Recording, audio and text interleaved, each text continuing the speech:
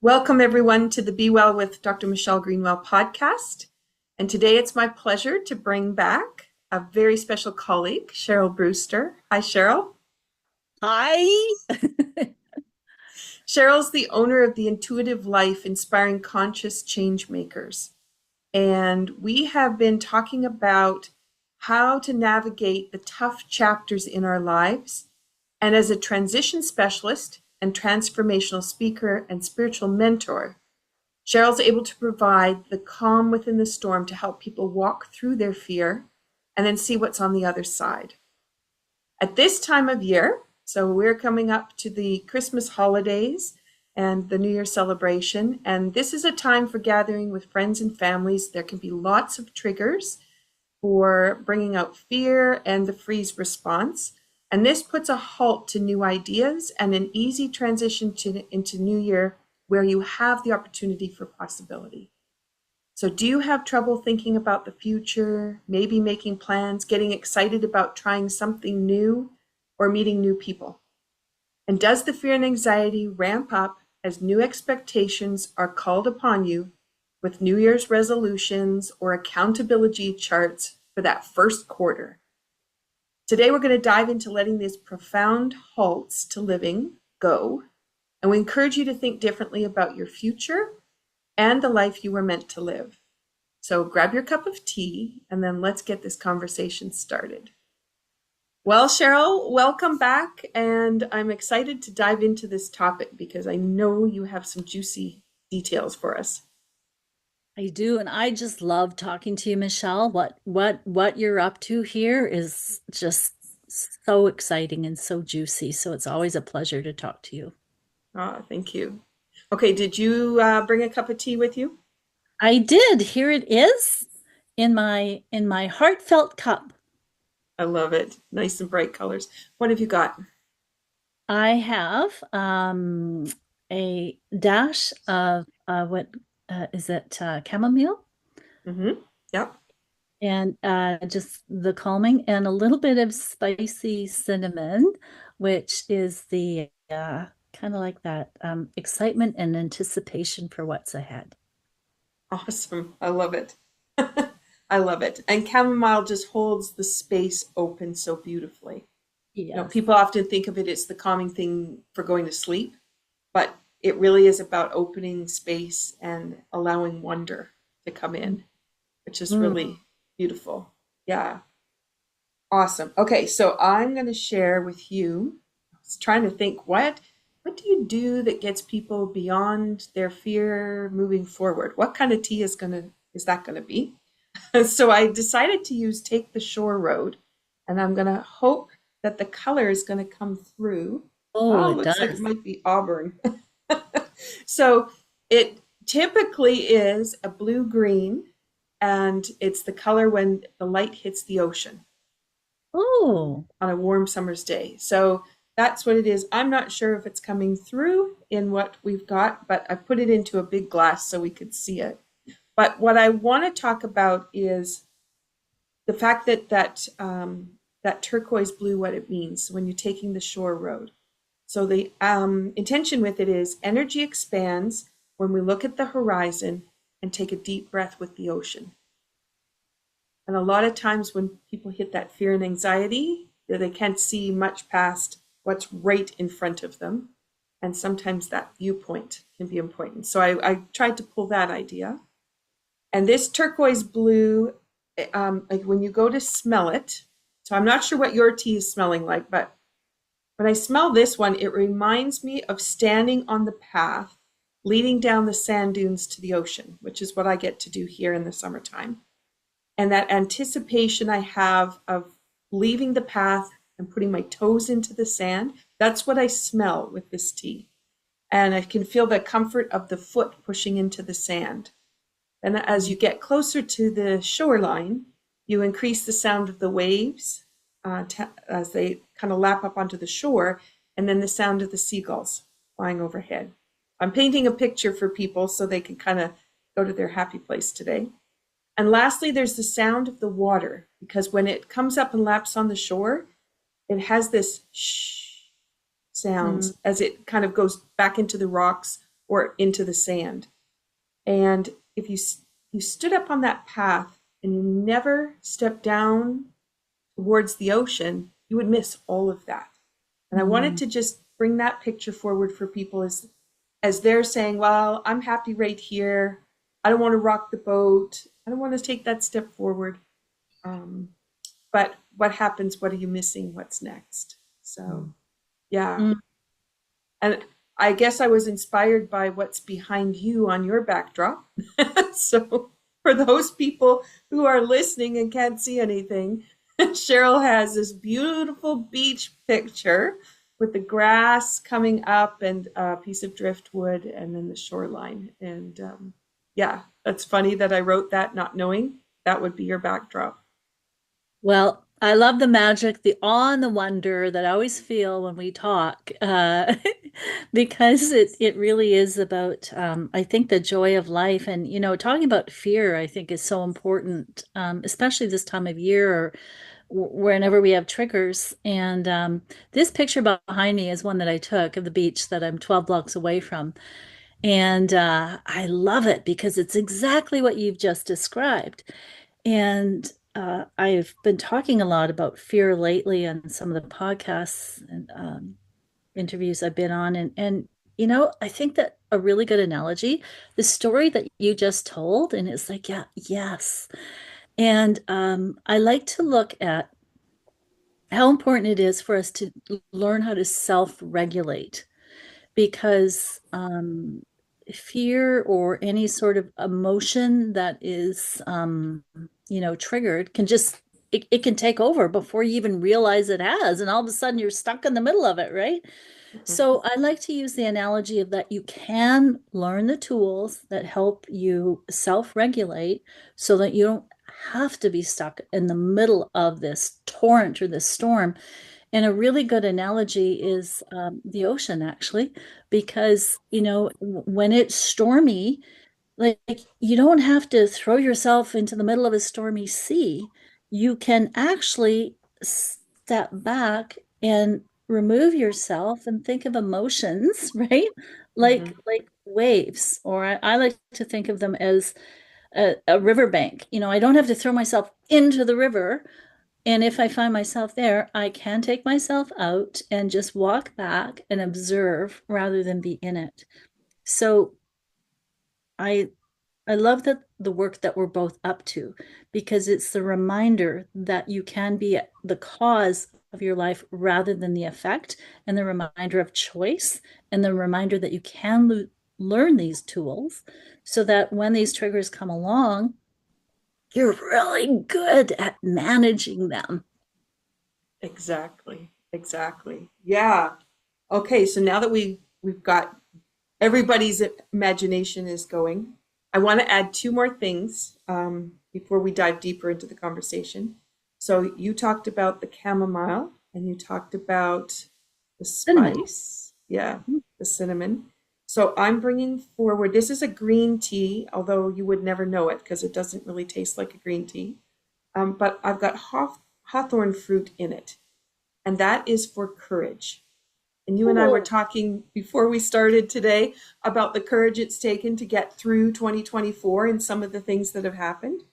And so this provides us with courage, and it's also known as a heart healer, that it can help bring a calm for sleep to easily find you. And then it takes wounds and turns them into something beautiful, Mm. which Oh. is fascinating because for those people who know the hawthorn tree, I mean, it has thick, thick prickles on it. You don't want to tangle up with this tree, but it has the most beautiful flowers in the spring and the gorgeous fruit that comes around in the fall. And it's just the most incredible bush, but it has those thorns. And you just get past the thorns and enjoy the beauty. So that's one piece we're going to bring to the conversation today. And then the second part um, is about being stuck in the present, being locked in the past. The fruit is able to be a transformative process for us. But I also brought out the idea of the rose petals because I always Mhm. try to bring how the relationship of the two herbs. You had the two pieces in yours. We've got the two pieces here. So roses have many, many meanings. And what I wanted to pull forward today is in support of the relationship with hawthorn. So this flower supports rejuvenating a weary soul. Mm. And it provides a space for self-care moments to emerge and for the energy and enthusiasm to nurture our well-being. And I feel pampered when rose petals are a part of any tea. So you'll find them in a lot of my teas, just Mm. because of that power. So let's do a cheers to everyone. We've set the stage. I always do that so that it's a healing session for people as we're talking. And Cheryl, thank you so much for it's been a great year because you opened the season and here we are coming up. It's not the end of the season, but we're coming up to a really momentous occasion. So thank you for being here. Oh, well, cheers. And and as we enjoy this, you've brought up something really important that I've certainly been practicing more of this year is uh, savoring the soul, like really savoring, right? And appreciating who we are, what we've done, what we've accomplished, and the hurdles that we have surpassed, and the ones that we're still working with, and to really feel ourselves and see and hear ourselves as being successful as we continue to move forward. So, cheers. Mm-hmm. I'm going to Mm-hmm. savor that. Well, I do that. Yeah, I really tried to take more time to really smell the tea Hmm. and just let that go back into the limbic system Yes. and bring me alive without the fight or flight response coming in for whatever I'm working on. Just nice calming and then just sit with it for that moment and then decide where to go. And like you said, being able to step yourself out of the river stream and decide to observe. What do you observe? Where do you go? What do you notice? It's just so incredible. Mm. You know what I so appreciate too about just taking time to have tea with you is really reminds me about slowing down and the power of the pause, and that it is a portal of power. It's a portal to the energy that we need to create change, and to just go behind the thought, to go behind life, and the presence is, or power, or infinite mind, whatever we want to call it, is always here. Mhm. It's never not here. And the power of the unconscious mind that is operating our bodies right now with billions of chemical reactions taking place without us having to do a thing Mhm. is the reminder, uh wait a minute, it's all here. I'm gonna take dictation from that place. That's a really interesting thought. Just the way you said it. I mean, it's an obvious thought, but the way you said it, for so many people not realizing the millions of reactions that this body has done all day long for us. And then we find when that one symptom shows up, or maybe more, we pay attention to that one part. And it's like you beat your body up for how come you let that in, instead of what do you need in order for you to be able to find that harmony again. I hear your cry of the millions of things that are going on for you. I just have to deal with one or two. Pretty simple, but You sometimes so know, hard. I know. And and that's that was my huge realization this year, is really taking a look at paying attention to my life like it was this epic movie, right? So, and you imagine, like, there's been a lot of cliffhangers, right? Mm-hmm. Mm-hmm. And it's like, well, if life is like a movie, uh, and I know what I've just gone through, and I'm looking towards the future thinking, okay, well, how do I want to design it this Mm-hmm. time? And what really struck me this year, and I don't recall if we talked about it before, but I had an out-of-body death experience a couple of years ago, and I was told that I had a second chance to come back to tell people about my experience. And the big thing was is that whatever you do, if you haven't done it with love, you've missed the point. And or you haven't, so like, what does that even mean? Because we can generalize love. And it's like, well, yeah, what would I do for myself right now in this moment to really treasure and savor the fact that I'm alive and that I have so much good stuff ahead of me?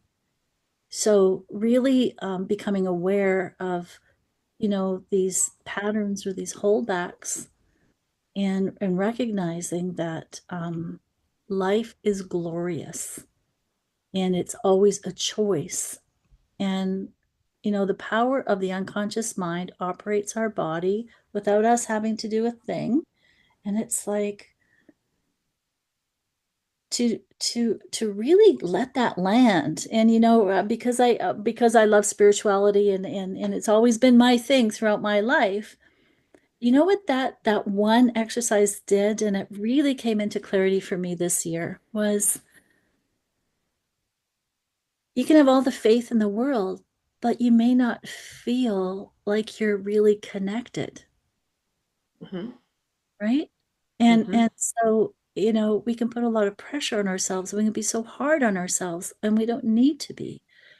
And yet, if there's a pattern there that you're beginning to become aware of, much like fear, is to welcome it, because there's something new for you to learn. It might be uncomfortable. So my biggest learning this year, and something that I really love that I've been able to support my clients with too, is that just being very aware, become a denial detective. Where am I denying an experience? Where am I not allowing something to emerge? And going Mm-hmm. back to courage, which creates the space for the new to come in. Mm-hmm. Mm-hmm. Interesting. And a lot of people, when I'm fine right where I am. I'd like for all these things to be better, but I'm fine right where I am. And to do that denial piece, it's hard to look at that denial part and think you're doing it. Yet at the same time, it's like I'm comfortable, so please don't rock my boat. I know, I know. And yet, and it's so fascinating. Like, I just love to talk about this, because it's like we all go through it. And it's like, well, it's you reach that point where it hurts too much to go any further. And yet what's hurting is keeping the pain in place, instead of realizing that you can bless it as it moves through you. Mm-hmm. And it's almost like, wow, like, so the invitation to keep it simple, the invitation to just go, okay, in this moment, there is a wisdom inside me that knows what to do. I'm going to trust it, and I'm going to be willing to be uncomfortable, to embrace this uncomfortable moment as a transformation that's taking place. Mm-hmm. Mm-hmm. And I'm thinking about the part on the other side, which is, who are you when that piece is no longer there, or required, or Yes, required, right? yes, And and that spot about, will I like myself on that other side? Will other, and a lot, for a lot of people, it's not so much will I like myself, it's going to be, will other people still like me? And then mhm, it's like, well, are those relationships going to be important in the way that they've been, because you haven't really been who you are? Are those relationships going to transform into something more beautiful, or go to the wayside because they were not supporting at all? And I think for people, when they're sitting back in that, trying to make a decision, that denial piece, then, are you denying for you? Are you denying for everybody else? And you continue to hold that space. Exactly. And, it just reminds me of a story of, uh, you know, um, Stephen Covey told this story years and years ago of this man being on a bus and these children are misbehaving and he couldn't understand why the father wasn't doing something, right? Because the kids were just all over the place. And he finally couldn't take it anymore. And he says to the man, what's going on? Don't you see what your kids are doing? And the man just said, "Oh, yeah, they just lost their mom this morning. So I think they're feeling it, and I'm just kind of numb to everything that's going on." And how in that moment it changed that perspective. Mm-hmm. And, to give ourselves the same grace, to recognize that there's been something going on, there's been a pattern that we've been holding that is no longer effective, and we didn't even know we had it. Mm-hmm. And being able to allow that that pain to emerge because something more rewarding and more fulfilling and healthier is taking its place. Mm-hmm. So and again, to go back to this process of trusting ourselves, and we're letting go of these misperceptions we've had about ourselves. Mm-hmm. So to be able to look at any fear that comes up, any hesitation, people still going to love me. Like, what are they going to think? And it's like, wait a minute. There is something inside of me that is releasing what I've outgrown. Mm-hmm. And some of it wasn't even true. It was a limiting belief or a negative emotion that I allowed to dictate my life. So I love this it's like a threefold process of um, knowing that whatever happens for us and not to us, and really trusting that, and using the tools to um, come out the other side and go, wow. Now here's the thing, and this is what I love about the work that you do and everything that you do, Michelle, is that it's worth it. There's a temporary pain. But to go back to what you said about the rose petals representing the heart, when we keep our heart open, the pain can move through and it Mm-hmm. never comes back. And so to trust this process, that it does get better. And in this moment, we do have choice. Mm-hmm. Yeah. And I was on a call yesterday where as colleagues, and we were telling stories of success stories of people, and where the pain was just so overbearing, and one tiny technique eliminated it permanently. And Yes. and you think, okay, now if I'd stood at the top of the the cliff, and I didn't go down the sand to the water, I just stood at the cliff and stood and held on to that pain, and oh my gosh, for another 20, 30, 40 years, holding on to that or taking that one step, and everything transforms. Yeah, who would think that it could actually just be gone? I know. I know. And so again, it comes back to that simplicity, and that, yes, what if the things that we've said, oh, that's too good to be true? Well, what if they are true? And what if um, what we are waking up to is to notice the denial that it Mm-hmm. couldn't be that easy. Mm-hmm. What if it is? Again, in this moment, you're doing nothing to operate your body, nothing. And yet, billions of chemical reactions are taking place right now, every second. Mm-hmm. And so it's like, well, that's pretty exciting because that same power is here for me. Am I going to tap into it and recognize that oh, uh, what if the pain is joy wanting to come out, healing wanting to come out, abundance wanting to come out? What if the pain is representing the limits that I put on myself that are keeping the very things that I say that I want inside rather than expressing themselves into my world? Hmm. Yeah. And we're not thinking that way. We're thinking from the other emotions. Amazing. Yeah. Yeah, and it's like, and this was the what I what I call the one of the new programs I've just created is it's called Imagine That. So it's the ultimate experience of radical joy through second chances, because each moment is a second chance to think differently. Hmm. And each moment is a okay, you didn't like your past, you didn't like what happened. Well, this is your second chance to change how you feel about that. Because Hmm.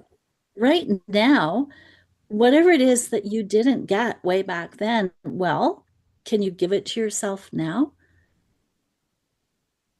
It's a change in attitude, it's a change in perspective. And would you rather hold on to your pain, or would you rather hold on to this, tap into this power inside of you that is pretty amazing? Hmm. And it's here and it's simple. And so again, it's like, what if pain is simply um, the transformation we've been asking for knocking at our door? Hmm. That's a whole new perspective in response to pain or suffering. Hmm. And I love what Nietzsche says. He says, suffering and happiness go hand in hand. And that suffering and happiness are the will to power.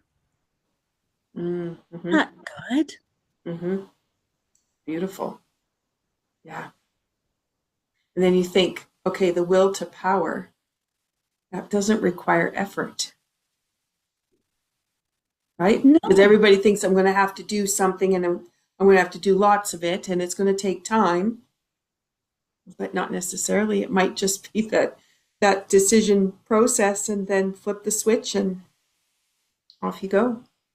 And I think that's exactly what it's about. I think that you've nailed it.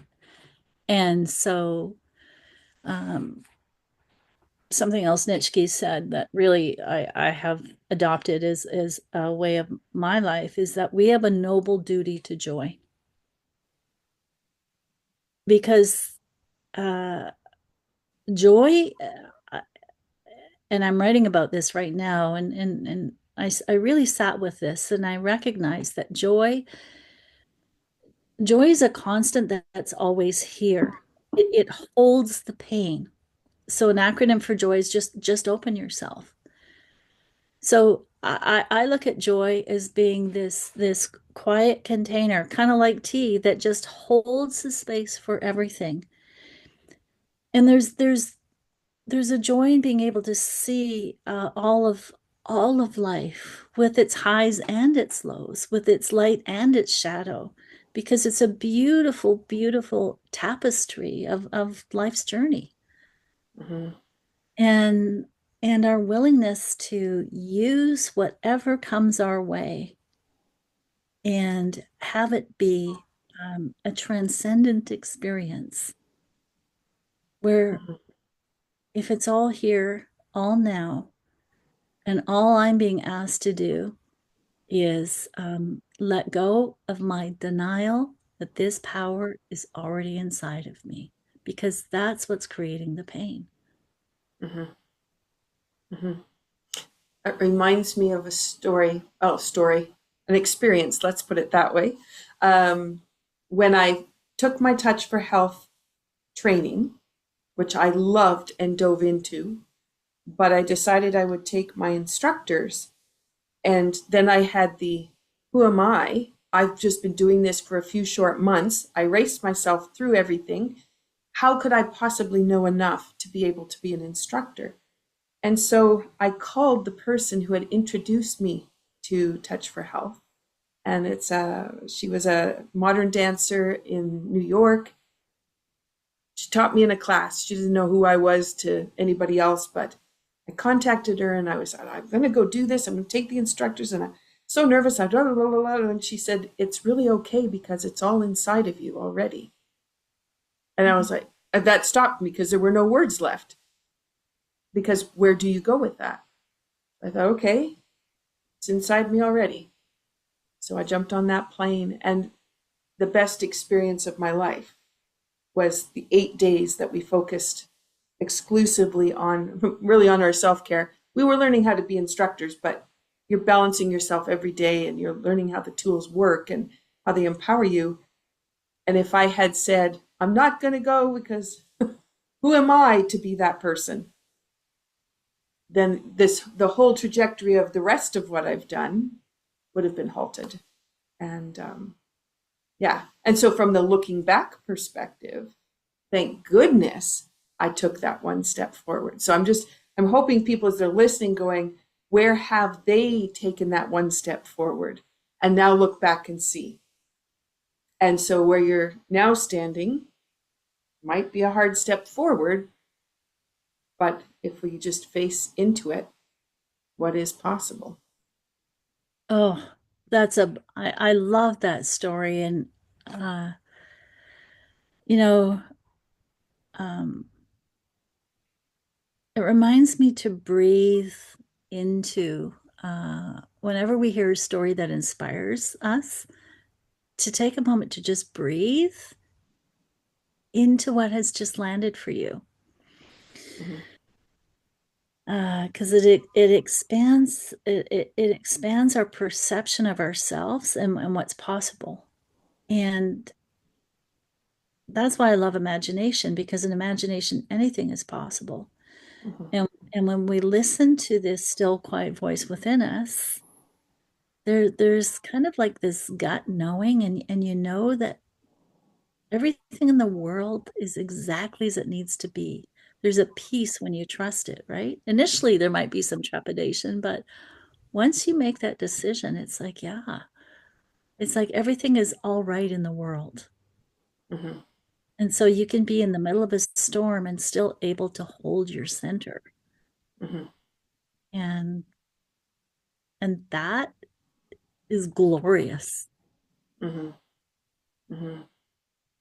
I'm just picturing now, lying down on the beach, the sun is shining, the waves are lapping up on the shore, and you've got families around who are enjoying, and you get to sit in the center of that. So it didn't turn to chaos, it actually turned to calm, and then you get to just observe everything around, and you get to think about the new possibility. So sometimes we think that first step forward is it, but that might be just the place where you step into the center, the eye of the storm, and you can really see and experience and decide what needs to be filtered in and filtered out.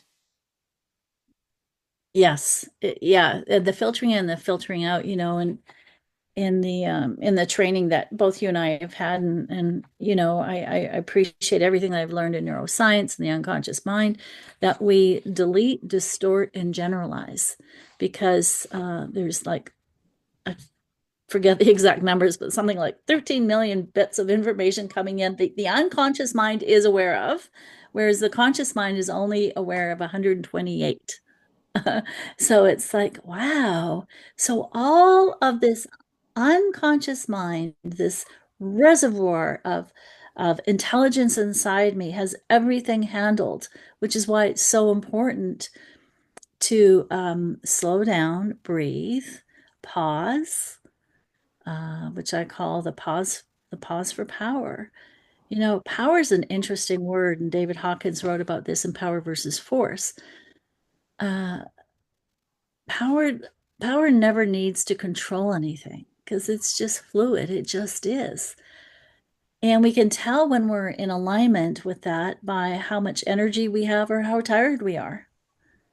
Mm-hmm. Because because force needs to kind of like it needs to make things happen, whereas power is always here. We can relax into it. We can come from it. And I think too, that's so important to, this is these are big shifts we're talking about because, you know, things can look like they're outside of us when really we're the ones, through our thoughts, through our intentions, we have the power. And I think the significance of this whole spiritual awakening that we're all going through is I make it easier on myself when I accept that power within inside myself and I stop denying it. So Mhm. be a detective of denial. If I'm leaking energy in any way, um, to just breathe and listen and again take dictation from that place. In Tai Chi, we have less is more. Yes. And it's very, very difficult for people to do 40% effort over 100% effort or 150% effort. They're one of those go getters, strive all the time, push, push, push. So we have that less is more. And what happens, I had students today that were saying, at a certain point in class in the time, they seem to find a struggle at a certain point. I said, well, that's a good time to maybe sit down and just move in a very small way rather than trying to continue to stand and um, try to get all of the movement pieces that I'm talking about. Your body's ready for something different. And Mm. then that idea, and it's a lot of people think sitting down means they've given up or they're being less than. But what usually happens is when they sit down, all of a sudden the chi expands. And then they can feel not just their hands or their feet, but they feel everywhere. It lights Mm. up. Now, which experience would you rather have? I'm going to push through and I'm just going to be tired at the end and I'll have to go home and have a nap. Or the reason you came to Tai Chi in the first place, which was to cultivate and store energy, and you walk out the door vibrating, with joy, because it feels so wonderful to know that that much energy can flow through. Yeah. Oh, I love that. And that is such an important learning. And we look at the societal conditioning we've grown up in, whether that was in our homes of origin or school, and they're certainly recognizing that I think a lot of the angst that we go through is the willingness to really be aware of where we're pushing and where we're allowing this vitality within us to lead. So, there is a change that does need to take place. And uh, from a mental, emotional, spiritual, physical perspective, when you put this all together, it's like, well, why would I not take dictation from this place inside of me that is brilliant and has so much to show me? Mm-hmm. And I know in my own life, it took me a it took me a very long time. And if I can, anyone listening to our podcast here today, if I could save anyone, it's don't do what I did, which was just ignore and push, right? Yep. Yep. And and so, it's like, no, I got to get this done. I remember missing a very important event because I needed to write a blog. It took 8 hours to write the blog because I was determined to get it done. And I realized later, it's like, wow. Um, so there was a stubbornness there that was unwilling to let go because I Mm-hmm. had to get this done. I was so committed to making up for lost time because I felt I hadn't done enough. And it took me many years to get out of that unconscious programming. And being on the other side of it, it's like, wow, if something's not quite gelling, get up and go do something else, just like your Tai Chi story. And then all of a sudden there's all this creativity, all the answers are there, all the energy is there. And it's like, isn't it interesting? Like, don't you find it's like, and again, it's like a movie. Which way do I want it to turn out now with Mm-hmm. experience and hindsight looking back? Mm-hmm. So, Mm-hmm. Yeah. I have two thoughts with that. The one thought came from a bit back was in therapeutic touch. When we were first learning, there was a transition as they were coming through. They were transitioning words that they were using and developing concepts. And so it would be, I give a treatment.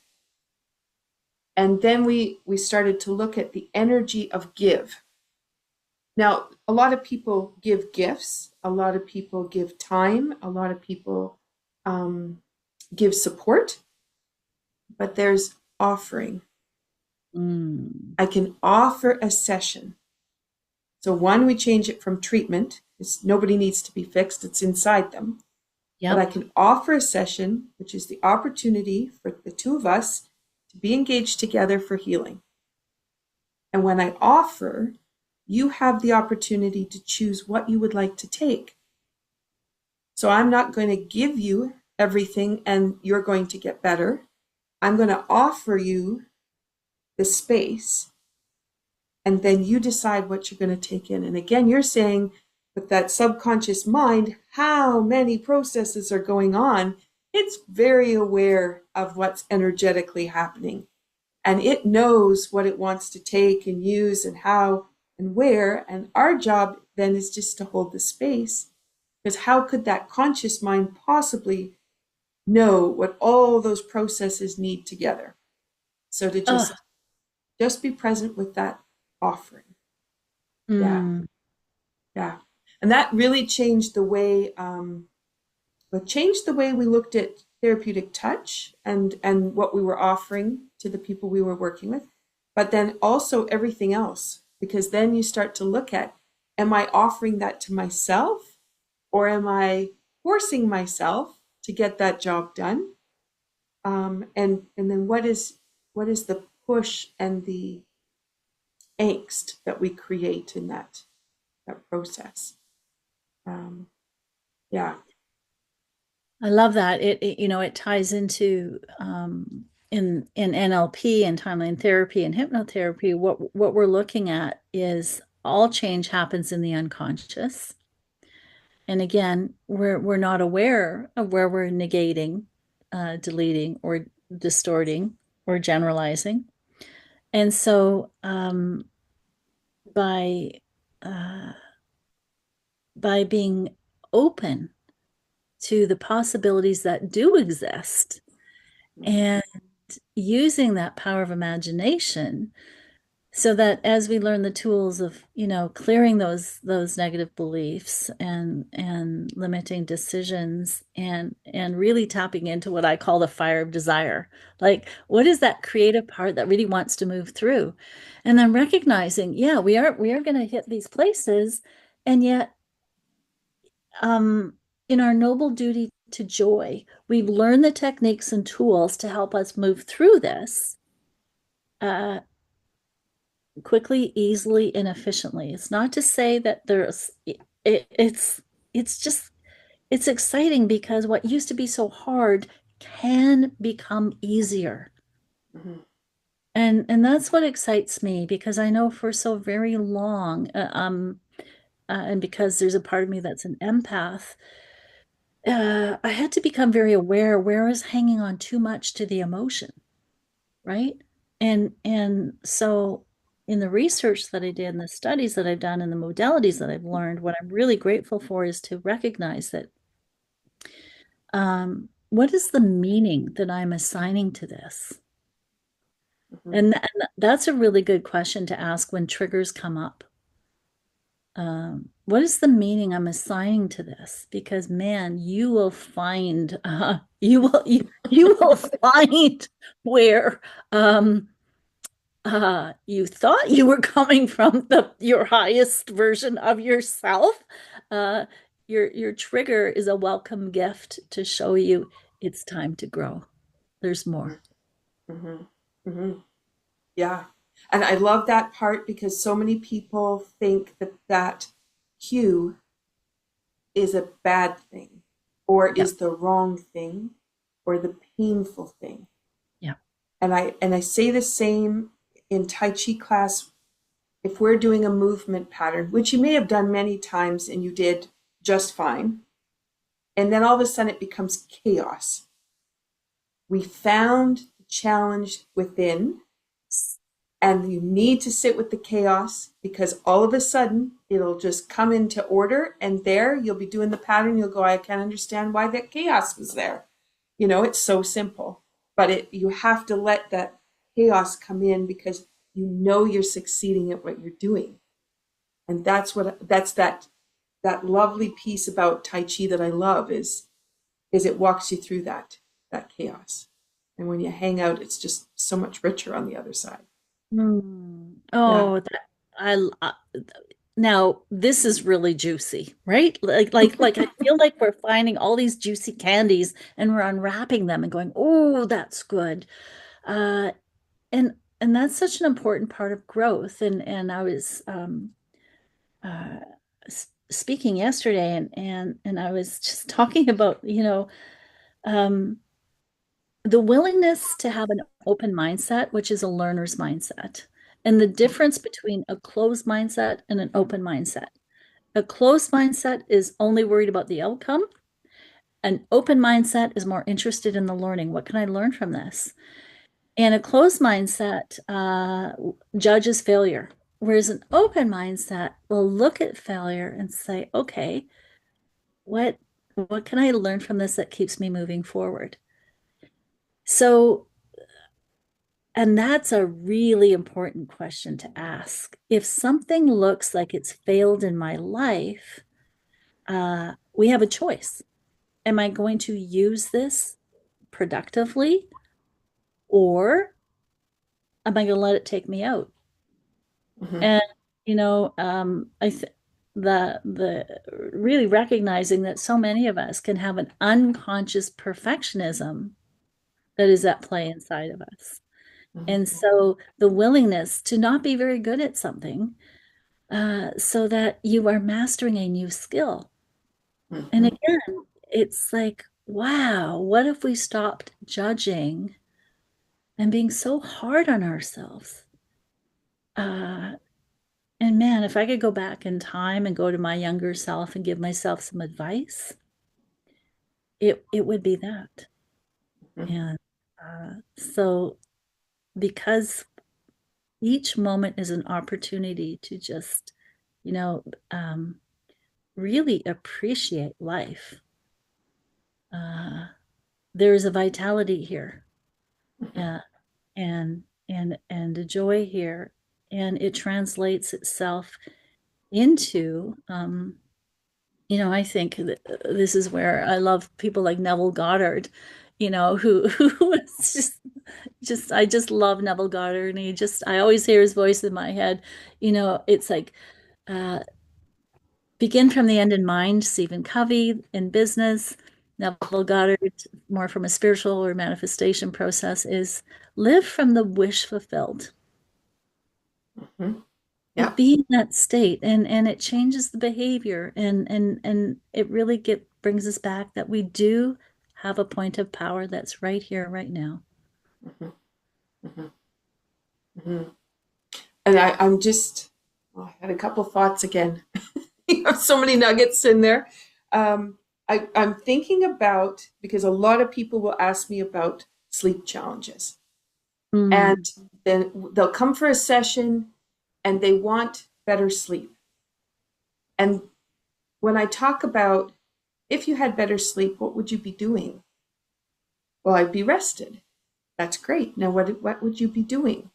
So I'm just that same idea, right, of looking at what was that goal, where did you want to be? And a lot of people actually don't have an answer, which is part of what you're trying to find out is where the end of your answers come. But the next part also is if you spent so much time on the sleep, then you're actually focused on the troubled sleep. and then you're focused on, I can't get to sleep. And what happens? You can't get to sleep. But if you can move yourself to something completely different, that if I'm rested, then I can go and I can take that class I wanted to take, or I can be out doing walks because I have enough energy to do that. And you start focusing on the walk. Okay, so if you were out walking, where would you go? What would you do? And it's that same idea of pulling yourself out of the challenge and moving yourself over into the outcome and really being present in the outcome. Absolutely. And so this whole idea of, and again, it's like, what if we are recognizing that the epic movie of my life. And I remember years ago, I created the most magnificent job opportunity for myself. And you know how I did it? It was through pure imagination. It was working with metaphor, with story. And Mm, so I love, and this is what I love to really encourage people with is, what myth, what story are you living? And so mm, for me, it was Cinderella, because I was always the one doing all the work and never getting what I really wanted, right? So, so I created the vision board and I listened to my hypnotherapy and I walked my power walk and talked my power talk as if it was all happening right here, right now. Well, wouldn't you know? I created the most magnificent position, got bonuses, unexpected. I had no idea this company gave bonuses. I think my first year was something like, I don't know, 7 or 10 grand for a bonus. And I was like, what? Just like this. And that's always my touchstone because it was such an incredible experience. And so, and this is what I love to teach people and continue to practice myself, because this unconscious mind that runs my body has all kinds of surprises and good stuff just waiting for me. So it's like when I go into my imagination, it's like, well, what do we want to create this time? Right? And mhm, so what myth, what story are you living right now? Because each story has within it um, these these breadcrumbs in the forest that lead you and guide you. So to pay attention to the signs and the synchronicities and to really take to heart that there's something really powerful that is happening here. mhm. And we're joy bubbles colliding. And when we collide, there's an effervescence that just blesses the world because of the work we're up to, and hearing that call and paying attention to that intuitive calling that keeps us true to our unique individual creativity that wants to express through us. And that's the joy of life. And if we're not listening to it, it hurts. It's not fun. It does take a toll on the body, the mind, and the spirit. And so, as we move forward and we toast each other here today, Michelle, uh, I'm so Mhm. grateful that I've had the courage to listen to this call and continue to, and I get to meet amazing people like you, and we get to do what we love to do, and inviting those who have that creativity within them, just itching to get out, to come out and play, to come out Mhm. and make a difference in the world. Mhm. Mhm. Cheers. Cheers! In in my pirate program, I'd be winking my eye right now and saying, "Here's to mud in your eye." Right? Oh my gosh. And I was thinking about, people that are trying to get things done and they got the to-do list out, and then the I didn't get it all finished, which usually our to-do lists are way too long. There's Yep. way too much crammed into a day. Yep. And you didn't anticipate all the interruptions that were going to happen. And then you go, I got all these interruptions. But I've tried to really reframe it that if I didn't go towards something today, it was missing a piece. I didn't have all the information.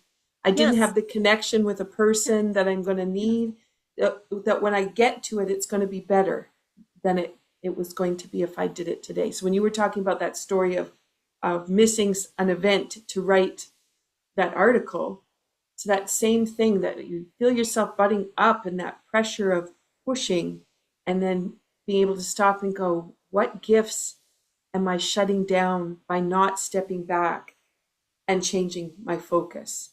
And then it might not come around for several days, but when it does, it's always incredible. Mm-hmm. Mm-hmm. Yeah. That just happened to me the other day too. It was like, you know, we can want something so badly, right? And this is where I think it's important to talk about desire. It's the fire of desire, and it's this trust process. Well, where do you think the desire came from? It came from this intelligence inside of you. So it knows what it's doing, and it knows the timing of everything too. So our only job is to stay in the harmony of flow. Okay, well, if it didn't happen the way that I was expecting, well, that means there's something better. Hmm. Hmm. And again, the simplicity of living this way Hmm. and the importance of living this way. And I look back at my own life and I think, wow, how differently I could have lived my life way back when. Well, I'm going to take advantage of what I call that wisdom today and Hmm. say, in this present moment, what's the smartest thing for me to be doing right here, right now? Hmm. Hmm. And that changes everything because now, and that's why I love to talk about second chances. Every, every moment is a second chance to do it the way you wish you could have done it way back then. So Hmm. you bring that wisdom into this moment. And now we're accepting ourselves. And at the end of the day, when we're all ready to leave the planet, and my out of body death experience was like, what? I'm dead? Right? It's like, what? Uh, and then having like, what a gift to have that experience, to be told, okay, go back, you've got a second chance. Hmm. And for each one of us, it's like, wow, this is a metaphor, right? This is an invitation, and this is the soul's calling. Hmm. Like, I could do it any way I want to do it. So how do I want to do it? Hmm. Yeah. Yeah. And how long might I wait and not get there and waste all that extra time on the other side of that? Yes. Yeah. Yeah. Yeah. I finished The Energy of Nutrition. That's a new course I just offered. And we looked at what would your future self say to you about the way that you're handling your wellness plan at the moment. Yeah. And you look at 10 years, 20 years down the road, the answers are pretty similar, but slightly different depending on how much space you have in your life. But you're thinking, wow, okay, if it's like hurry up and get on it already, rather than that, well, I'm not there yet. Well, well, I'm not quite, and you keep procrastinating on it. 20 years down the road, that's when you can't look back, and and then you wonder, yeah, like you and I said, right? For anybody listening, we're later in our years, but those people in their 20s and 30s, and they're thinking, what are they going to be doing? Yeah, don't wait. Don't wait. Oh, oh Don't fall wait. into those Like, fears. listen to the wisdom, and it's like, and there's some seed planting taking place here too. I found I blew up my office. I'm reorganizing, and I found some books from years and years ago, and I thought, wow, if I'd followed this years and years ago, and it was like, yeah, but I am now, and look at everything I've learned, and it was like, there's something to be said about planting seeds, and you need to sometimes, and the gift of wisdom is like, There is no straight line. Mhm. And the gift of wisdom is, look what I've created. Look what I've learned. Look where I've listened. Look where I've been courageous. I did it differently. You know, my ex-husband passed away earlier this year. In fact, I was taking those online courses with you when he did, and when I organized his celebration of life. It was such a gift and such an honor. And even though we had separated, the joy that I had in being able to create a ceremony for him that honored his life, that honored what was important to him. And I was fortunate enough to have a friend who provided the live music. And there was one song she said, you know what? Uh, my voice doesn't have the range for this. Let's see if my son's available. And he's an international jazz singer. And I was like, really? You think he'd be? And he came. Wow. And he sang the very last song at my husband's service was, I Did It My Way. Mm-hmm. And I thought, we can go through life and we'll have our successes and we'll have our failures. And at the end of the day, it's the joy of the journey and what we learned from both, because both those things uh, we take with us when we do cross over. Mm-hmm. Mm-hmm. And so, here we are in the church, and there's not a dry eye in the crowd. I did it my way.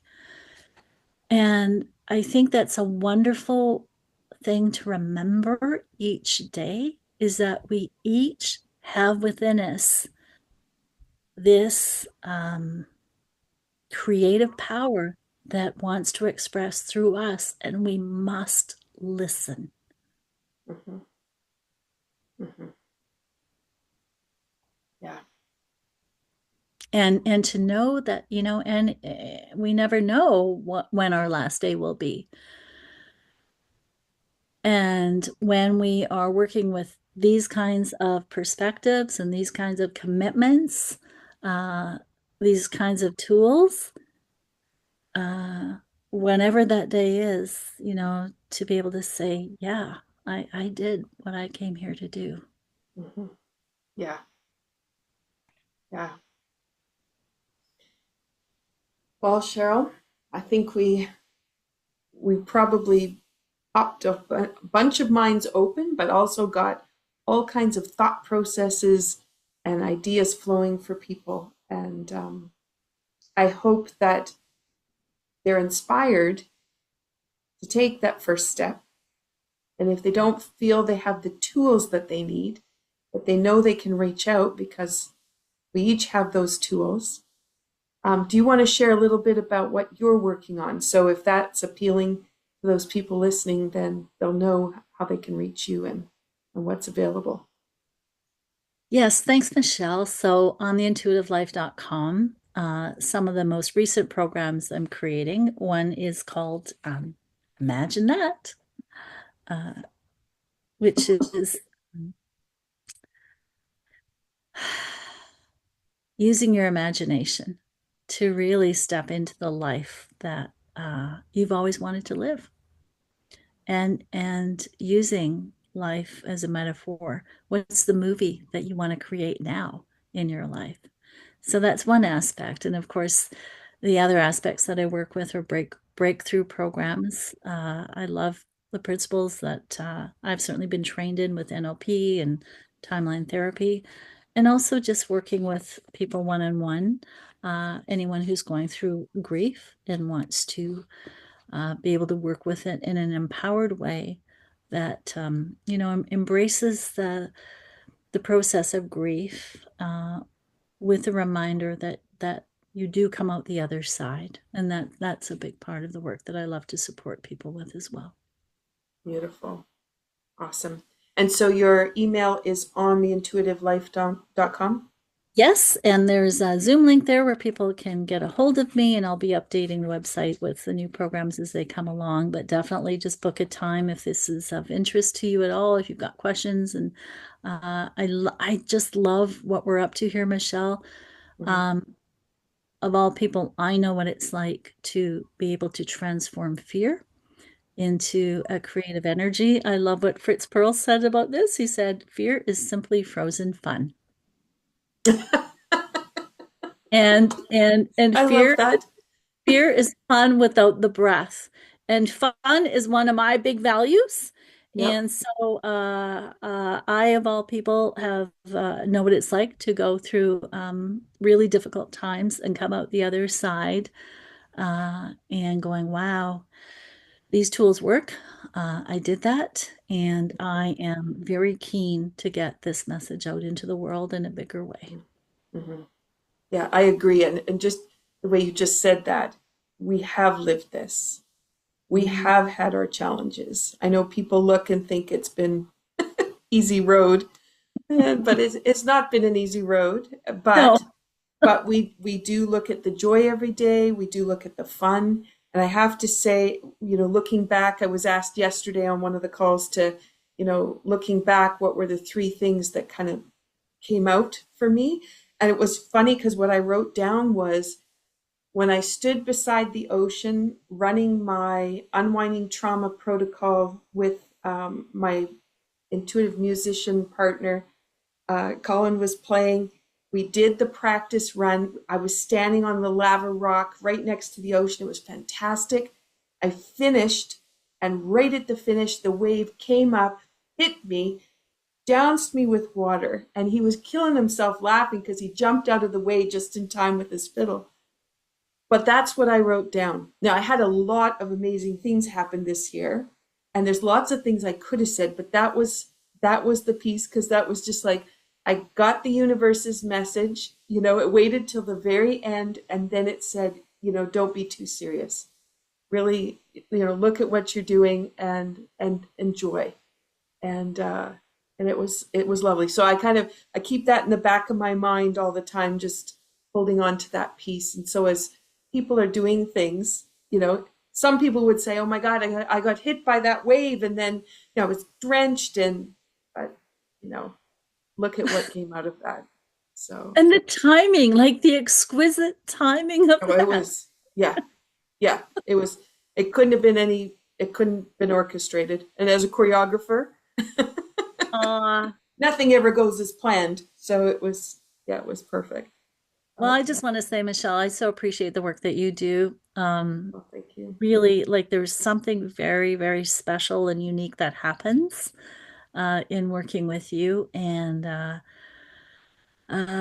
life, I believe, is meant to be just so rewarding. And, being able to share this time with you. Thank you. You're And welcome. Thank you.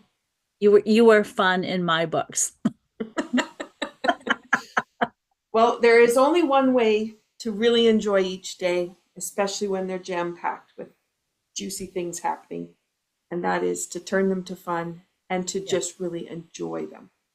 And some, some are more work than others, but in the end, it's always, when you look back, it is that incredible joy that goes with it. Um, and the other thing I would say, and to finish our call, is I also this year decided that every exchange that I have is a healing exchange. Rather than waiting until I have a client come for a session or I'm doing my group class and I kind of live my life and then I have my class and that's when I do my healing piece. But instead, I decided every interaction. And that just is joyful in itself as well. Oh, So, beautiful, beautiful. I, I, I think I just love the similarities, and that just speaks to this great surge of I want to say awakening within each of us, and it's so amazing. I find um, the synchronicities of things that we're all up to here. Mhm. I too, like you, it's like joy's my thing. And Mhm. it's like, okay, I go to bed at night. This taps into your sleep protocol. I go to bed at night, really grateful for the joy that I experienced because I chose to. And then when I wake up in the morning, I'm excited about the day that I'm going to create. Mhm. And that has saved my bacon, especially, when sometimes some things come in and they take a little more energy than others, right? Mhm. Yep. Um, and there's a form of mastery that is created because of a dedication to following the simplicity and the presence of the power that's always here. Mhm. Yeah. As people are listening and we go to sign off, I just want you to, if you have the chance to go back to listen, because Cheryl, you had so many wonderful ways of phrasing things. And so for people to go back and find those little nuggets, because those nuggets might be what you want to put on a sticky note or put it up on the mirror in the bathroom, and it resonated with something that we've said and the way that, Cheryl, that you put it, then please take advantage of those little notes, because tucked into your notebook, found in your purse, underneath your feet, you may just find these little nuggets are actually going to take you that first step forward and face that fear, walk through it, see what's on the other side. Yes. Thank you, Cheryl, for another great conversation. And I wish you well with the new programs coming out. And all the best as you continue to shine your light on all the people that you reach. Thanks, Michelle, and same to you. So cheers again, my dears. Cheers. And way to go, Idaho.